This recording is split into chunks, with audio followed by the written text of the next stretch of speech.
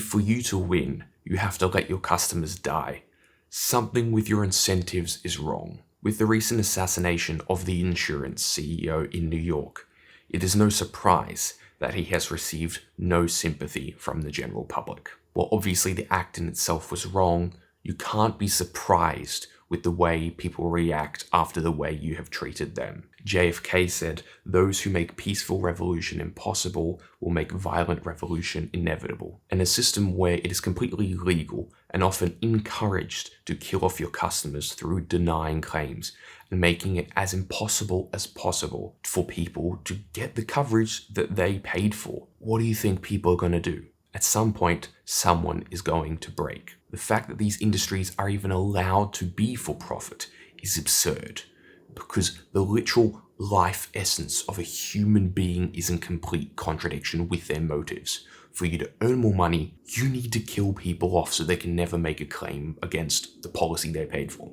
These sorts of industries should operate like a cooperative, whereby there are no shareholders. There are no profit-seeking motives. It is purely, as insurance companies are meant to operate, a community puts some money into a pool, and when someone from that community needs to access it, due to an unfortunate circumstance, they can. Rather than this pool trying to be dragged down by people trying to take as much from it as they possibly can, despite contributing nothing themselves. Hello? Okay, so I can see that it was a charge of £300 was taken for this particular cycle. That should be back into your account within the next 2 to 3 working days. Right back to the regular scheduled programming. The biggest car insurer and servicer within my home state of New South Wales is run like a co-op. It doesn't have shareholders, at least not in the profit-seeking sense. It is owned and run by its customers. If there are profits, it goes back to the customers, back to the services provided. And it's how most organizations should be run, especially if they're particularly community-focused, like an insurance company is, or should be. It's the same crazy reasons how a CEO is able to earn tens of millions of dollars while simultaneously laying off their workforce because they can no longer afford to have them on. So you're increasing unemployment amongst thousands of families, and your reward for doing that is financial, a bonus. Is that not completely and utterly counterintuitive and completely contradictory to what you're trying to achieve by cutting costs? If you're going to cut costs, you should cut your salary first. It's kind of funny how a lot of the UK rail around the country has been accidentally renationalised, because it turns out private corporations don't actually know how to run a lot of services, so they've gone broke and it's been handed back to the government. There are so many services like this where so much of it is not profitable. Of course, lines within London are going to be extremely profitable because there are millions of commuters every single day using that service.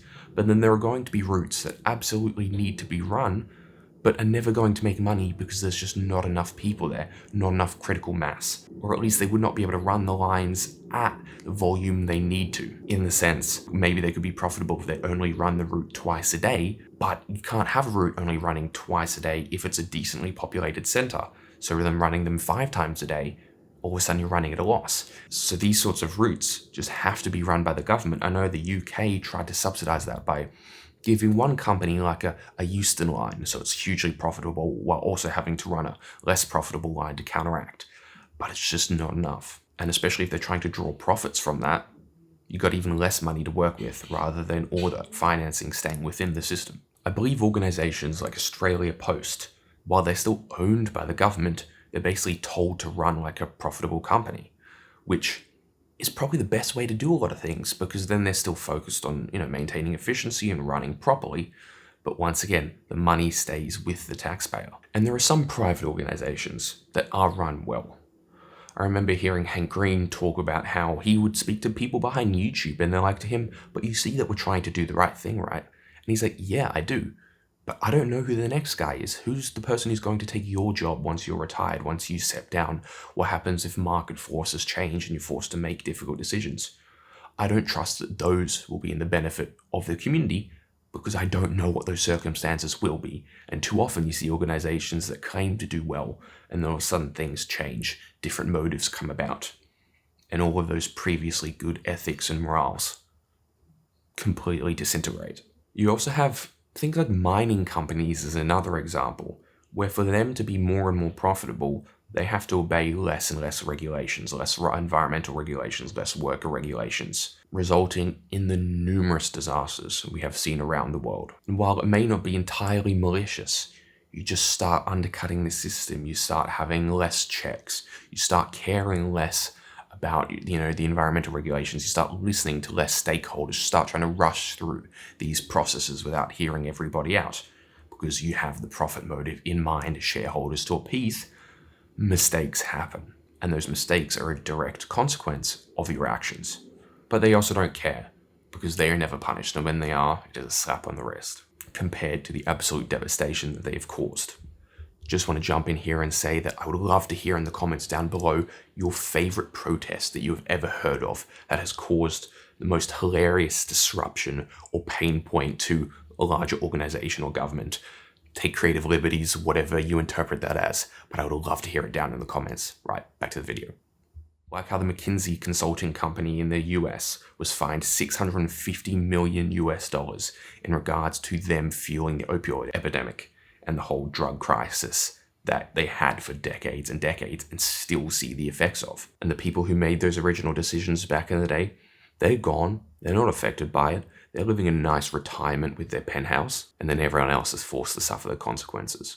I saw a really fascinating video recently on how Slovenia became one of the richest countries and most successful out of the Eastern Bloc. Because obviously if you have state-sanctioned like supply and demand through, countries like the Soviet Union, where they're basically like, this is exactly how much we're producing, things go wrong because it can't adapt fast enough to what people actually want. In countries like the US, where it's completely capitalistically run and all in favor of organizations and the wealthy over civilians, creates huge issues in forms of like wealth inequality and discrimination and other sorts. But if you have countries like Slovenia that operate largely under free market socialism, whereby you still have the free market, people can choose what they produce, people can choose what they want to buy.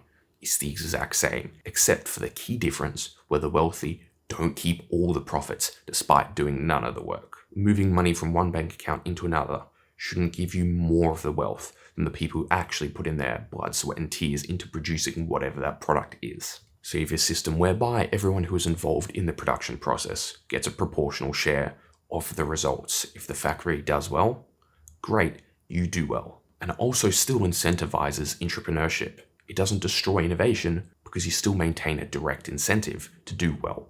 I'll chat to so many people and their whole motive in life is like to become a billionaire. And that's a myth. It is propaganda that is pushed towards us that is something that is possible. It is not. It's like winning the lottery, but even less likely. And if your goal is to always make money, you are creating the same problems that the people before us have already put us in. Rather than saying, I just want to deliver as much value to the community as possible, and results will come. You end up in situations where companies like Amazon try and make sure their workers don't unionize, because obviously that is bad for their bottom line, because all of a sudden they will demand fair wages. So they fire all those workers trying to unionize, hire new ones who, haven't been introduced to the concept of worker rights, to completely undermine that process, and then there's another year again. And then just as they're about to unionize, they fire them, hire new ones. But there are only so many people in each of these towns, so they start having to rehire the people they fired before for trying to unionize in the first place. And if your direct KPI incentive to reduce costs and increase profits is linked to hurting these communities by constantly firing people because they're demanding the basic bare minimum, once again, you cannot be surprised when people take violent action. Once again, not encouraged, but you cannot be surprised. It's the same reason so many countries that were previously colonialized had violent uprisings, because it's really hard to have a peaceful protest when the colonial power owns your government, owns your court systems, and are the ones with the rifles pointed right at you. But my personal favorite form of protest, the best ones are where you affect the bottom line without causing anyone harm except those who are refusing to listen. Bus drivers and train drivers who refuse to take fares, workers who work by the book instead of ignoring things that they would usually ignore to keep things running on time. It's like, no, I'm going to do exactly everything that you tell me to do, which grinds things to a halt. Those are my favorite sort of protests. Because us, the society, community, you bring us on your side. You bring us your support because you're giving us free fares. But you really start pissing off the people who hold the power, who hold the purses, who are otherwise never going to give that up. If you want to hear more from me, there's a perfect playlist for you right here where I talk about so much more. So enjoy.